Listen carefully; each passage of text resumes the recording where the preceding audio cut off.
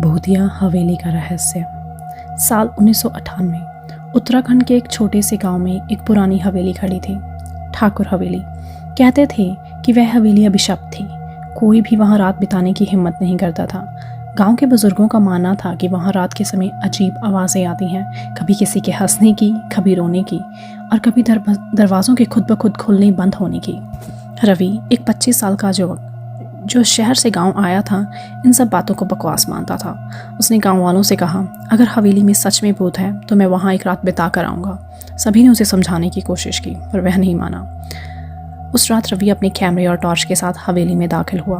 अंदर खूब अंधेरा था, चारों ओर जाले और धूल ही धूल थी। जैसे ही उसने अपना पहला कदम अंदर रखा, एक खटखटाने की आवाज़ आई। उसने सोचा कि हवा होगी। हवेली के अंदर एक बड़ा हॉल था जिसमें पुराने लकड़ी के फर्नीचर बिखरे पड़े थे।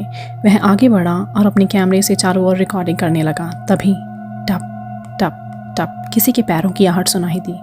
उसका दिल जोर से धड़कने लगा। उसने मुड़कर देखा, कोई नहीं था। शायद मेरा वहम है, उसने खुद को समझाया और आगे बढ़ा।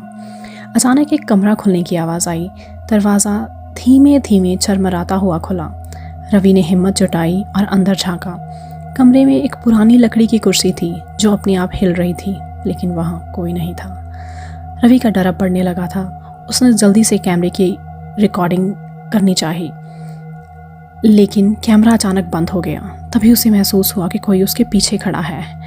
धीरे धीरे उसने अपनी गर्दन घुमाई और जो उसने देखा उससे उसकी चीख निकल गई। एक सफ़ेद साड़ी पहने और बिखरे बालों वाली औरत उसके ठीक पीछे खड़ी थी।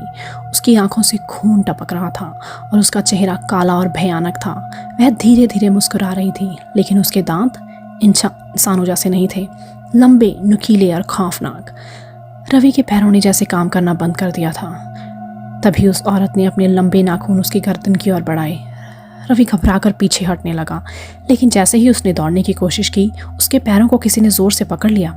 वह ज़मीन पर गिर पड़ा और उसकी आंखों के सामने अंधेरा छा गया।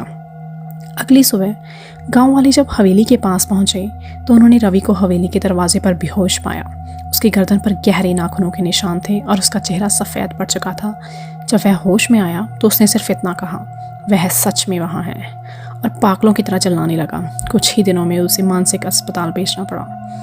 गांव वालों ने फिर तय किया, कोई भी उस हवेली के पास नहीं जाएगा। लेकिन आज भी जब कोई उस हवेली के करीब जाता है तो वहाँ से किसी के हंसने और चीखने की आवाज़ें आती हैं। क्या आप ऐसी हवेली में रात बिता सकते हो?